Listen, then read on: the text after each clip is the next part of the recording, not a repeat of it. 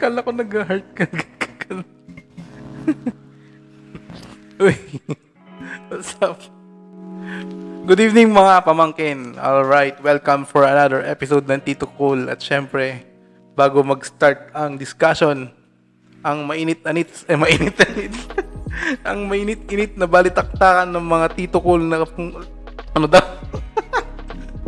wag dyan. Hindi ko Walang cut. Walang cut. Oh, ibig sabihin nun live. Mas parang mas maganda tignan dun sa ano.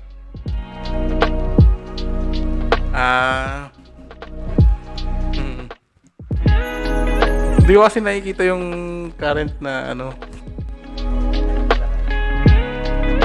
I-ganon mo na lang. I-maliit mo na lang na ano. Yun. Ay, dito. Yan. Uy, good evening ulit sa mga pamangkin natin. Hello. Ingat po sa mga naapektuhan ng bagyo, lalong-lalo na sa northern, tama ba? Northern part ng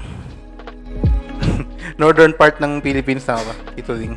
Ingat po yung mga binabaha po, mas importante po yung buhay ninyo kaysa sa gamit. So, kung sa tingin nyo po hindi na kayo ligtas, iwanan nyo na po yung gamit ninyo. Masakit man, pero mas maganda yung safe. Alright. Okay na yan. Ayun.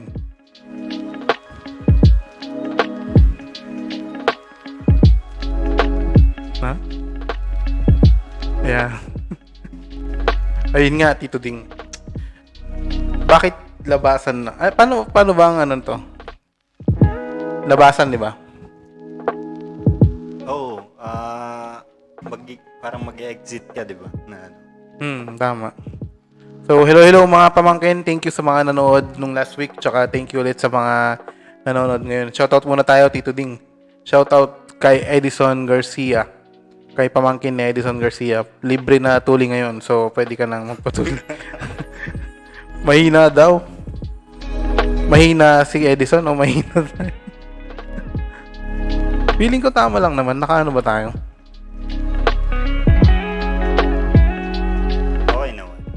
Si Edison lang. Mahina lang yung pamangkin.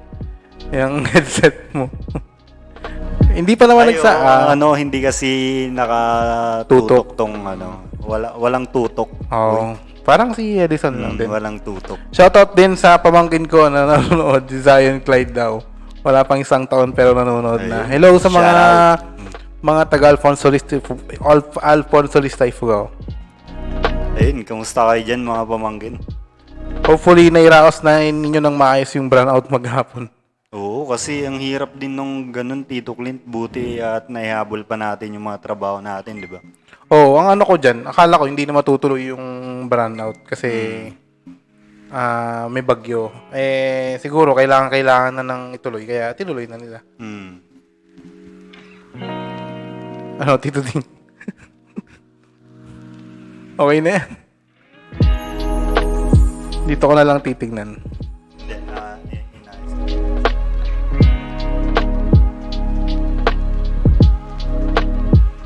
Ayun. Magandang gabi sa mga pamangkin natin dyan na pinagdamutan ng ulam yung kapitbahay. Ayun. Magandang gabi rin sa kapitbahay na bakit kinulang kayo sa ulam ngayong gabi. Tsaka magandang gabi rin sa mga kapitbahay na sobra-sobra ang ulam naman. Tapos hindi namimigay, no? Uy, batiin nyo naman ng magandang gabi yung mga pamangkin natin dyan na nag-aaral pa lang. Wala silang pasok bukas, no? Kasi holiday. Tama ba? Tsaka holiday bukas. pa rin naman yata, meron pa rin hindi pa rin kasi okay yung kaya sakto lang din na timing lang din yung holiday na. Sa bagyo. Para safe lang din. Sa bagyo, Oo. tama ba? Mahirap naman kung mabasa yung mga estudyante. Tsaka yung magandang gabi rin sa mga pamangkin natin dyan na kailangan na magtrabaho bukas kahit may bagyo, kahit holiday. Di ba? Yun yung mga masarap sa feeling kasi double pay. Tsaka sa atin naman na nasa work from home, siguro ano na lang din sa atin to, wag lang talagang mag-brown out o kaya yun, mawala ng kuryente kasi doon naman tayo madadali, di ba? So, shoutout nga pala kay pamangkin na Glenn Mark Leal. Ang pinaka-pogi daw ng Rosario. Uy, nice. Uy. Ano yan eh? Babaero. Joke lang. Joke lang na pamangkin na Glenn Mark. Parang medyo nadulas ka, hindi no? Hindi naman. Joke lang talaga. Joke lang talaga yun. Pero Tito Ding, kapag ikaw naka-work from home, yung halimbawa, hindi ka freelancer, no? Nasa corporate ka pero binigyan ka ng chance mag-work from home. Yung ganitong panahon, yung maulan tapos holiday. Bukas, halimbawa, maulan bukas sa holiday. Minsan ba parang gusto mong wala ka na lang din pasok kahit nasa work from home ka? O mas gusto mong papasok pa rin? Papasok sa office, parang... Hindi, papasok sa... Magta-time in pa rin. Ganun. Oo naman, kasi yung mabigyan ka ng pagkakataon na magtrabaho na nasa bahay lang, parang ang laking bagay na yun na. Kasi ang dami mong malilibreng bagay tulad na lang ng pamasahe or hindi mo na kailangan bumili ng pagkain sa labas kasi ang mahal na rin ng gastusin ngayon, di ba, Tito Clint? Rico, sumakit yung puso ko. Sorry, pare. Hindi, at biglang may kumurot. Parang Ay, ganun. mag-hello na iyan na. Anyway, totoo naman yan. Pero, Hindi ba nag-iba yung background ng paligid? nakita ko yung bola ni Kobe Bryant. Sorry. Hindi naman. Wala naman akong kinaing mataba ngayon. Ano lang naman, galunggong daw sa red egg. Ano lang naman. Ano, sobrahan mo sa kanin, di ba? Hindi ako masyadong nagkanin ngayon. Nice, nice. Good evening ha. Ay, hello din kay pamangkin na Ana Manuel Ponce. Taga saan na ulit si pamangkin na Ana Manuel Ponce? Tuguegarao ba? Cagayan? Hindi ko na matandaan. Basta Sa North. Oo. Good evening ha. Anyways, nagtatanong sila, ano ba talagang basa dyan, Tito Ding? Di ba magkamali ako? Labasan. Labasan. Labasan. Sa English. Exit. Exit. Uy, ang social naman ng exit mo. Exit. Ano, exit lang sa akin eh. Na ano lang, yun, exit. Tapos, exit. Apo. Ay. Sorry na, dadala lang ng expression. Bakit exit ang title na? Bakit exit? Bakit labasan ang title natin, Tito Ano Ding? to, Tito Clint? Kumbaga, iba't ibang, iba't ibang, parang, Teka lang. Sige, bali tuloy mo. Ay, iba't ibang, iba't ibang sitwasyon na, kailangan mo nang umexit sa isang, bagay. bagay. Natatawa ako kasi yung kabatch ko nung kinder hanggang high school. Nag-comment siya. Labasan kasi yung apelyido niya. Sorry, Darinet. Hindi ko rin nasadya. Si Tito Ding nag-isip niya. Ay, nakita ko nag-comment. Ay, hello sa kabatch ko yung mga elementary hanggang high school. Ayun nga, kung bakit, ano ba sa word, ano bang, saan ba naikakabit yung word na labasan sa buhay mo, Tito Ding? When you think of the word labasan, what Mag-English mo kasi. Kumbaga yung sa mga mga stress na bagay, kailangan mo din talagang makaalis doon kasi once na hindi ka nakaalis doon, pwedeng mag-lead into depression. Uy, ang sarap naman ng discussion na yun. Gano'n masarap. Ay, baka maingay. Sige. Hindi, inaano ko lang naman kasi syempre mas masarap yung discussion kapag mas malalim yung usapan minsan, di ba? Kahit bulataw tayo, may nasasabi naman tayong maayos. What's bulataw? Wow! You are so... English. Anyway, sista, ano kaya, makinig, manood kayo buong live mga pamangkin kasi meron kaming gagawin na short game para sa gabing ito. Oo. Alright. Ako naman, Tito Ding, may question pa ulit ako sa'yo. What's your ano ang latest mong exit? What's your latest exit? Yung naging hindi naman slave na. Slave. Hindi yung sa corporate job na kumbaga na try kong mag-work from home na na which is mas sa akin, mas gusto ko parang ganun. Yun yung exit na nagbigay ng malaking impact sa buhay mo. Impact ka. Boom! Ganun. Ayun. Nabibigla ako sa mga Oo. expression mo ngayon, Tito Sige, Ding. sige. Ako naman, ang latest exit ko, kanina lang, sa New York Times. Oo. Umexit lang ako. Hindi. Lately, may natapos akong loan. Yun na siguro yung latest exit ko. May natapos akong loan. Di ba parang ang ganda pag may na-accomplish ka na Ako kasi, ang ano ko, dahil naka-exit ka na. Ayun. Sa akin noon, syempre, medyo nagaanan ako sa part na yun, natapos ko, yung loan na yun. Ang style ko kasi, Tito Ding, basta nababayaran ko ng monthly yung mga bills ko, kahit may loan ako, ko naman. Basta kaya pa ng bayarin Mahirap naman yung puro loan na lang ako, tapos wala na matitira for allowance. Kamahal pa man din ng bilihin na ngayon. Tama. Kasi yung manok nga ng niyam-yam 35 na isang piraso. Magkano ba nun? 25. 25? Tapos naging 30. Tapos ngayon 35 na. Talagang mahal na ng kaya kailangan na natin maglabasan. Paano yun? Hindi, labasan sa mga comfort zone. Comfort zone, tama. Ikaw ba, Tito Ding, mahilig kang lumabas sa comfort zone mo? Ano yung mo?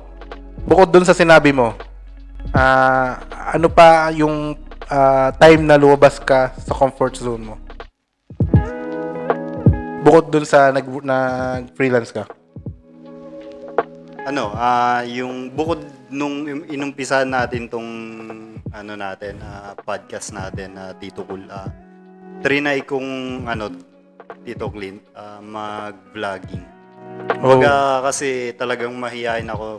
Kaya kung makikita nung mga friends ko sa Facebook, yung nakapinned doon na meron akong parang my day na nasa Dinadyawan ako. As in solo ride lang. Tapos nag-trinay kong parang yung ginagawa ng mga typical na vlogger na talagang sila, hindi nila iniisip yung surroundings nila, kung ano man yung iisipin ng ibang tao. Parang ganun. Na-achieve ko yung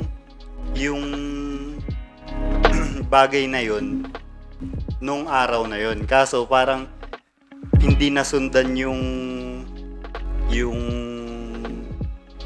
vlog na yun. Hanggang sa parang bumalik din ako sa Pero syempre, alam mo naman na nag-uumpisa ako ulit. Kaya lalabas ulit ako sa So abangan ng mga pamangkin natin yan. Tama. Yung mga next vlogs mo. Parang sa'yo din, di ba, na nag-start ka kagabi. Kagabi nag-live stream ako actually. Nanalo ka. Nanalo naman kahit pa paano. Pero hindi lahat ng ganun kasi madalas talo usually kapag tayo. Nanonood kasi ako Chini-cheer kasi kita. Thank you sa mga nanood ng live ko kagabi. Anyways, mga pamangkin, kung gusto nyo sagutin yung tanong namin kung anong latest exit ninyo sa buhay ninyo, pwede kayong mag-comment para mapag-usapan din natin, mga pamangkin. So, ako naman, Tito Ding, may tanong pa ako. Kukunin ko lang saglit. Nakalista sa akin yun Hindi, pero sige, habang tinitignan mo, ang ang pinakamagandang labasan o kaya exit mo, yung makaalis ka sa depression o kaya kung ano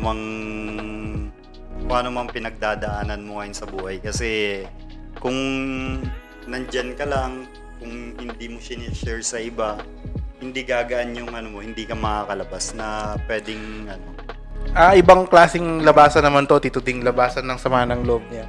Tama ba yung kahit anong klase ng labasan, basta Paano ka ba naglalabas ng sama ng loob?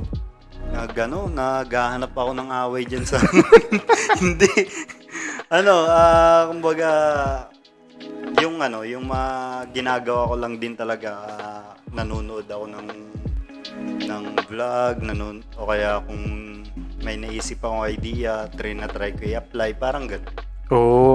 At least meron kang way para ilabas yung sama ng loob mo. Ang pangit yan kapag kinikimkim mo lang. Kaya feeling ko, mas maganda pa rin kapag talagang hindi mo pinipigil yung emotions mo. Pinipilit mong ilabas. So, labasan. May question ako, Tito Ting. Anong senyales na dapat ka nang mag-exit? Wait. Anong senyales na dapat ka nang mag-exit sa Lumabas ka. sa sa comfort zone mo, kamo na lang. Anong senyales? Para sa'yo in your own words, ano yung mga senyales na dapat ka nang lumabas sa comfort zone mo? Maraming bagay na tulad na lang nung growth. In growth or outgrowth? In growth, di ba yun yung sa paa? Yung joke, pinasok ko tapos dahil walay. Mas wali na no.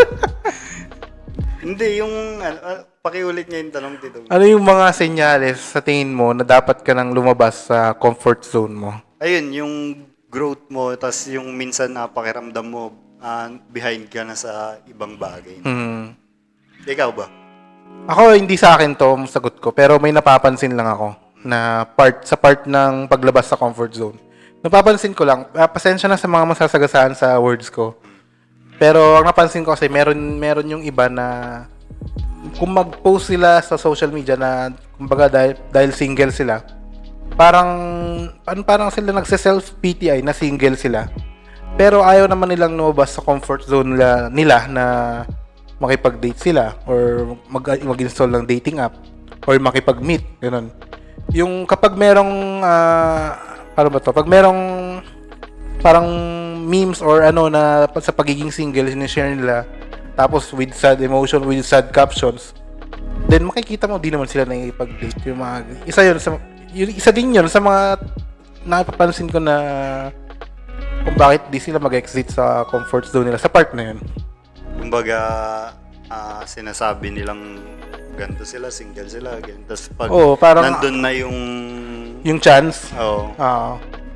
Yung parang nagrereklamo sila kasi walang yumayakap sa kanila dahil malamig. Yung mga ganun, tapos malalaman mo may nanligaw lang, parang hindi nagustuhan. Hindi naman sa karapatan naman nila yun, hindi nila magustuhan. Pero hindi sila lumalabas hindi nila bigyan ng chance yung sarili nila. Na mag-try din ng ibang bagay. For example, i-try nyo rin makipag-meet up, makipag-eyeball. Para lang matry mo kung saan ka talaga pasok, di ba? Malay mo yung comfort zone mo na yan. Yan pala yung nagbibigay ng parang kulungan sa'yo na... Or pwede lang din na sinasabi niya lang yun pero kasi minsan tayo talagang ma-post din. For the sake of tawag dun? Clout hindi ba tawag dun? Hindi totally attention na kumbaga minsan hindi pala yun yung gusto natin. Kumbaga gusto lang talaga natin makaramdam ng nag-aalala or parang yung naghahanap ka ng hindi, basta yun nagpapapansin yun na yun. Hindi, kumbaga kalinga. Yun lang pala yung hinahanap mo, Tito Ding. Kalinga. Pero totoo naman yan. Dumating din naman ako sa point na gano'n, pero wala pa kasing social media. Nalala ko lang during college, first year college. Uso pa kasi yung GM nun eh. So, maya't maya, hanap din ako ng GM sa mga quotes sa librong binabasa ko na quote ng author, tapos sinesend ko sa GM. Tapos pag may nag-reply, yung mga ganun ba. Pero binigyan ko yung chance ko noon na single kasi ako noong time na yun. Binigyan ko yung chance ko yung sarili ko na lumabas sa comfort zone ko. Kasi aminado naman ako nung single ako. Tinry ko makipag-eyeball, makipag-meet up. Pero hindi ko na-try yung yung sa text, yung clan. Hindi ko na-try yun eh. Pero yung eyeball, yung naka-eyeball mo yung ka-text mo, na-try ko yun nung college. May naalala lang ako, hindi ko alam kung ikaw Yung humingi ako ng number? Hindi, yung nasa kainan tas walang pangkain. Oo. Isa pang fun experience ko sa sobrang gusto kong lumabas sa comfort zone ko, pero ang problema, wala akong means para, kulang yung means ko para i-explore yung mga gusto kong gawin. Para halimbawa, nung college sa Baguio, nakipag-meet ako sa sa friend of friend na naka-eyeball ko nun sa Baguio.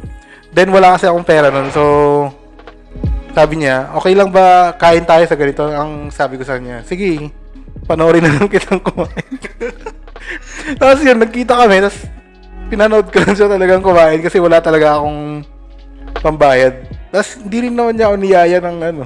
Siyempre, ikaw ba naman first time niyo magkita, tapos lilibre ka pa niya. Niyaya na, Kumain sa ano lang yun, na parang siomay yata. So, okay lang na kumakain siya, tapos ikaw hindi. Noong time na yun, ewan ko, ba't naisip ko na okay lang yun. Pero ngayon, hindi naman okay yun. Feeling ko hindi naman okay. Hindi naman siguro deserve nung niyaya nyo na, halimbawa pag kayo yun, hindi naman siguro deserve nung niyaya nyo na ganun yung maging, paano ba to? Sitwasyon na napasukan ninyo, di ba? Kung ngayon mo, parang ang pangit tignan na... Mali ko talaga yun. Aminado naman ako na pangit sa ginawa ko yung sa part na yun. Pero ba't anong pumasok sa isip mo? Tinuloy mong kahit na alam mo... sabi ko, sige, try natin. Pakita mo kung sino ka. Sa bagay, oo. Tama. Wala kang pera, nagyaya ka ng meet-up. Sige, huwag kang kumain. Parang gano'n. Lakas ng loob mo, deserve mo yan. Oo, parang gano'n. Ikaw, Tito Ding, paano ka... Na-try mo na ba nung college yun or nung single ka na lumabas sa comfort zone mo? Nasa part na pagiging single mo. Dati. Hindi ko alam ano isasagot ko eh. Hindi siguro yung mag-games kasi akong nung high school na. As hanggang sa sinubukan ko din na kasi ang talagang mga kaibigan ko talaga lalaki. Tsaka na lang nagkaroon ng mga kaibigang babae siguro college, just after college na. Then ayun, kumbaga nasama ako sa isang grupo na talagang mix sila, talagang okay na okay. Mixed race? Yeah. Hindi naman mixed. Mixed peanuts. Yun. Tapos ayun, hanggang sa nasa isip ko na subukan ko, parang ganun. Tsaka naalala ko... Pero siguro, kung hindi ako nakakita ng motibo din na baka hindi din. Baka sa games pa rin ako. Kasi talagang dun ako natutok nun eh. Pero naalala ko, Tito Ding, kwento mo lang. Alam ko to pasok sa labasan to, sa comfort zone naman. Yung sabi mo dati, di ba, payat ka. Tapos, lumabas ka sa comfort zone mo na payat ka na lang. Tapos talagang nag-gym ka. Tapos college yun, sobrang payat ko dati. Sana, ano. Kaya mo na, sabi ni Pamangkin na Darin ito. Mararamdaman mo naman kung di ka happy sa ginagawa mo or comfort zone mo. Hanapin mo kung saan ka liligaya. Well, sa akin naman, Pamangkin, mas happy ka naman talaga sa comfort zone. Kaya nga comfort yung Pero kung gusto mong mas may happy pa or gusto mo mas may ma-improve pa sa comfort zone mo na yun, talagang hindi happiness agad yung makikita mo. Talagang may challenge kang madadaanan bago ka pumasok ulit sa panibagong comfort zone. Ayun. Tibay. Clip that. Ikaw, Tito Ding, anong gusto mong sabihin sa sinabi ng pamangkin natin si Darin? Yun na rin. Ano bang mga tanong mo dyan, Tito Clint? Ito, Tito Ding. Kapag ba lumabas ka sa napag-usapan nga natin na hindi agad comfort to comfort, meron challenges na meron ba yung... Ano pa yun? Di ba sabi ko, pagka lumabas ka sa comfort zone mo, hindi agad another comfort yung pupuntahan mo. May challenges na dadaanan, sabi ko. Meron ba meron ba nangyari na sa'yo na lumabas ka sa comfort zone mo, pero negative yung kinalabasan?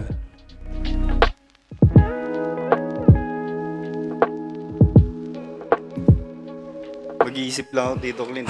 Pero habang nag-iisip ako, baka may... Ay naman, Tito Ding. Pag sinabi kasing lumabas ka sa comfort zone mo, sabi ko nga may challenges. Hindi kasi sure kung kung gaganda yung kalalabasan or hindi maganda yung kalalabasan dahil nakadepende pa rin yan kung paano mo winner out yung paglabas mo sa comfort zone na yun. Kumbaga, lumabas ka nga sa comfort zone tapos di ka naman naging consistent, parang ganun. Mas magbabackfire sa'yo yan, nababalik ka dun sa dati mong comfort zone na gano'n na lang, na parang hanggang doon ka na lang ulit, parang gano'n. Ano yun, yung parang, yung ano, kung i-apply mo yan sa'yo, anong senaryo? Yung nangyari na talaga. Ako, sa halimbawa na lang, sa physical fitness ko, nag-try ako na, as in consistent dati, nung college na nag-gym ako, talagang may jogging every morning, gano'n. Tapos, nabawasan naman. Siyempre, lumabas ako sa comfort zone ko. Tapos, nung tinigil ko, nag-backfire siya, mas nag-gain pa ako ng weight. Parang gano'n. Tama. Parang gano'n, gano'n lang example na pwede kong i-cite doon. Same tayo, Tito Clint, na sa gym, ganun din nangyari sa akin. Kasi from payat, naging okay naman yung katawan kahit paano. Tapos, yung pagka-stop ko mga ilang, siguro months or umabot din ng year, talagang nag-gain ako. Ngayon, yun naman sa yun sa sinasabi mo na lobas ka sa comfort zone mo tapos may gusto kang subukan.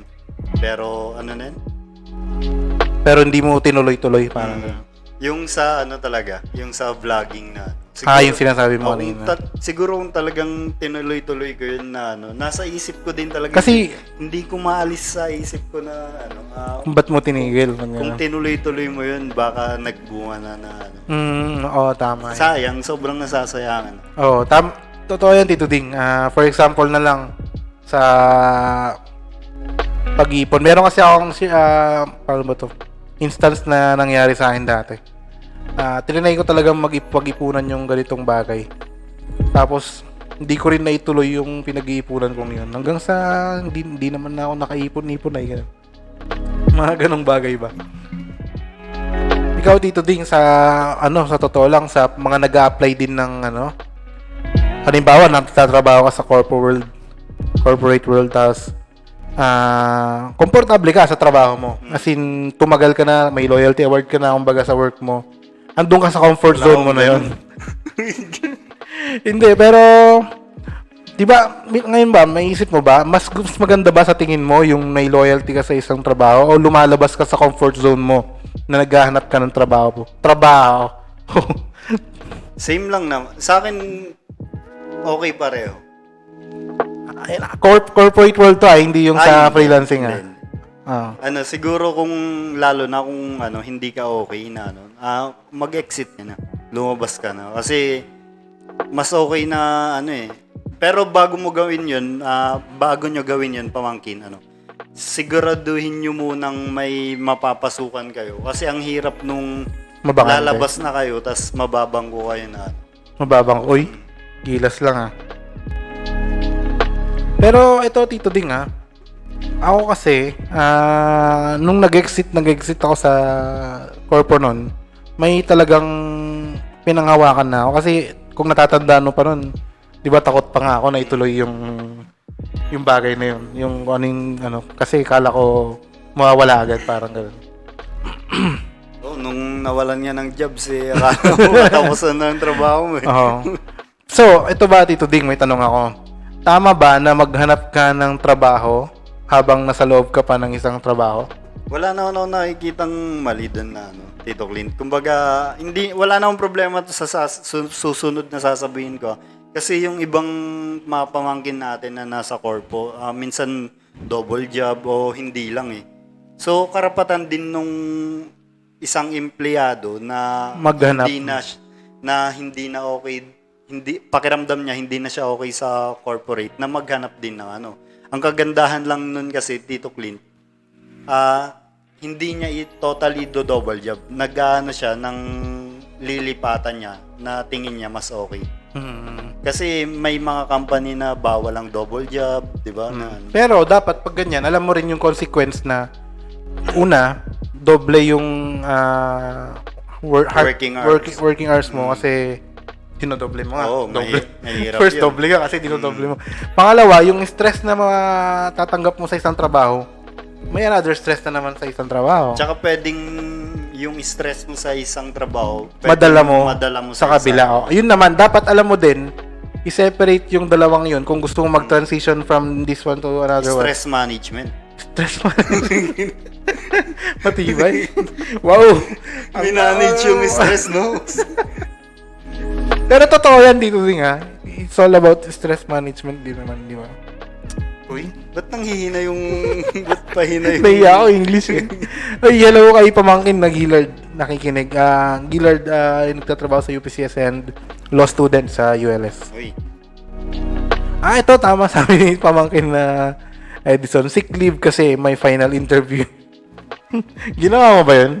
sick leave kasi... Oo, kasi may interview. Hindi naman. Hindi naman, no? Awol. Oo, Awol. Hindi na. Joke lang yun. Tito Ding, bago tayo mapunta sa laro, ano ang kwentong labasan mo?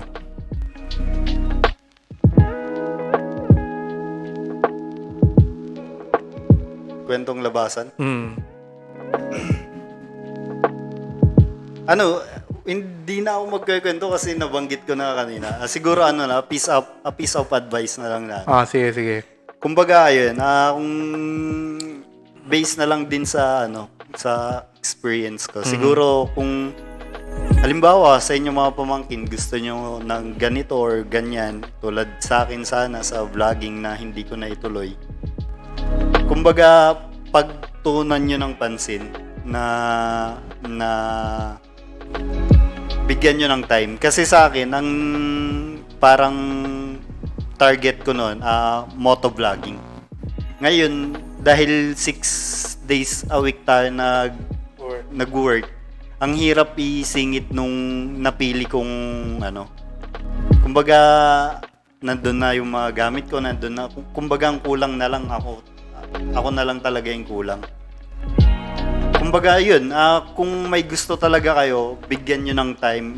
Wag nyong, lalo na kapag naumpisahan nyo na, wag nyong hihintuan. Kasi, pag hinintuan nyo, magbabackfire sa inyo yun eh. Tama. Kumbaga, imbis na nagigain mo na yung gusto mo, biglang mawawala. Tas, pagdating ng panahon, malulungkot ka na lang kasi naiisip mo na, sana tinuloy-tuloy ko na lang, parang ganun. Okay, maganda yung nasabi mo.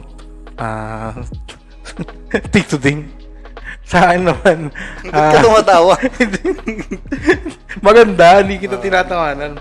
Natutuwa ako. Sa akin naman, mga pamangkin, pagdating sa exit, marami tayong magiging exit sa buhay, pero lalong-lalo na siguro sa sinabi namin kanina sa comfort zone. Kung sa tingin mo, masaya ka dyan pero may hinahanap ka pa rin, or masaya ka dyan pero feeling mo may kulang pa rin, huwag ka matakot lumabas sa comfort zone. Sabi nga nila, dalawa lang naman kalalabasan yan eh. Kung hindi pasok, o hindi pasok. Tama ba dito? It's either makuha mo yung gusto mo, or hindi mo makuha yung gusto mo. So, nakadepende yan sa laban na gagawin mo. So, ibig sabihin, kung gusto mong umpisahan yung laban, tapusin mo. Tama ba? Nasa labasan na tayo, pero nasa labanan na. Ano kaya yung next na title natin, Tito Ding? Okay. So, Tito Ding, punta na ba tayo sa laro natin? Bali, ito, kami ni Tito Clint, magsasalita lang ng tig-isang word na salitan kami. Tas, depende na lang kung anong mabubuo naming... Okay. Ayun, story. Ito mga pamangkin, kung may gusto kayong pag-usapan namin na story, bibigyan namin kayo ng 2 minutes para mag-comment. Kung wala, kami na lang mag-iisip. Pero ang style ng pagkagento namin, 1 word lang per person. Tapos, depende sa word na yon kung paano namin tutuloy yung kwento. Okay, so 2 minutes starts now. Ako. Ha? Hindi. Hintayin mo natin, baka may gusto silang ipagawa. Hindi, habang hinihintay natin. Okay. Sige. Sample. Hindi, banat na. Ay, banat na ba? Sige.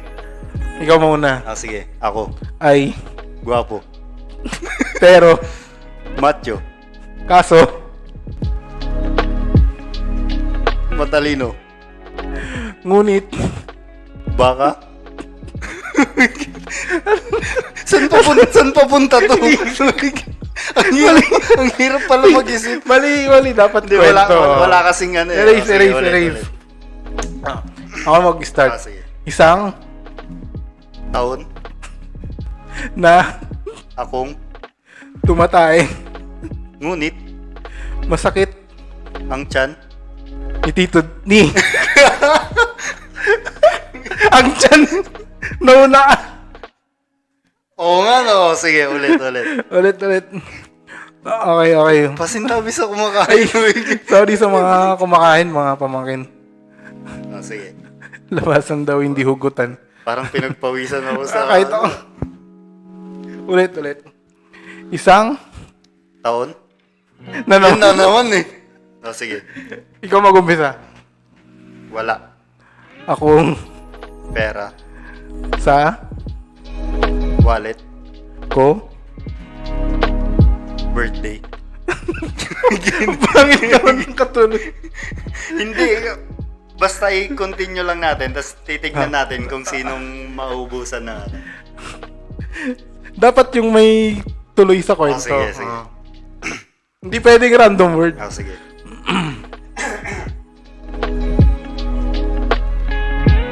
Ikaw na. Hinihintay kita eh. 5 Piso. na lang. Magkatuloy yung word. Na, sa text. Sige. Sorry. Ano yung sinabi ko kanina? piso Okay. ako. Sige, Na. 5 piso na lang. 5 piso na lang. Ang Tira.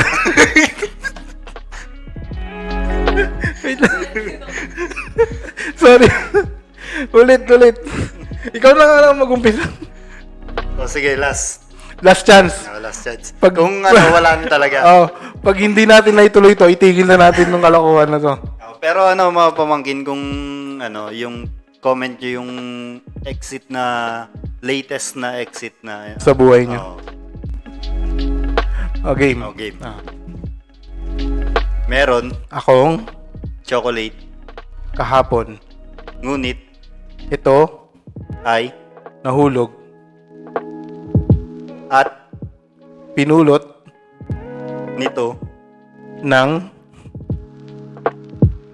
bata tapos kinain niya ito tapos masarap daw pero may buhangin ngunit sumakit ang tiyan ni Clint dahil kumain siya ng ice cream. May dash. Ice cream. chocolate lang tayo kanina. Hindi. Kasi gano'n. Iba yung sige, talaga. sige. Oh. Ikaw na. Parang Saan ka huminto? parang walang napupuntahan yung kwento. Saan ka dito. ba huminto? Ice cream. Ice cream. Kumain ng ice cream. Mahal. Ang Ice cream. ice cream. Ha? Yun. Okay na. Anyways, next time mga pamangkin, bawi kami sa kwento. Yung siguradong may pupuntahan na yung kwento namin dalawa. Pinagpawisan pati yung mata ko. Okay. Anyways, salamat. Ayan, so mga pamangkin. Okay lang naman kung hindi pa kayo makapag-share ngayon, lalo na sa comment.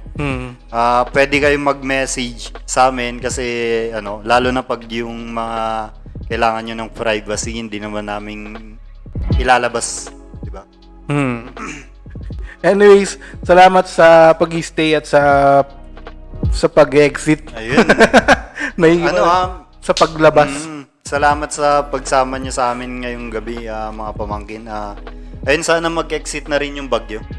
Yun ang ngayon. Magandang exit. Kaya naman talaga labasan ng title kasi labasan na ng bagyo. tama. Claim na natin yan at saka sana walang ganong Naapektuhan. at saka- Lalong-lalo na sa mga area na talagang nababaha. Tapos, ayun, sana okay lang kayo at walang masyadong nangyari, di ba? Kasi hindi naman talaga natin control yung mga panahong ganito. Parang hindi na nga natin ma-predict minsan yung Kasi parang balita El Nino tapos babagyo. hindi, ayun. So, ayun, salamat mga pamangkin sa pagsama niyo sa amin. Thank you and continue to support us po sa mga social medias and till next time po and At saka, like nyo na rin ng Tito Cool para madagdagan naman yun. gawin yung 700. Sige. Oo. Anyways, good night mga pamangkin. Magpahinga na at panibagong laban na naman bukas. Tama, tama. And this is your Tito Clint. At ako naman si Tito Ding. At And kami ang kami ang Tito Tito Cool. Cool. Alright. Peace. good night!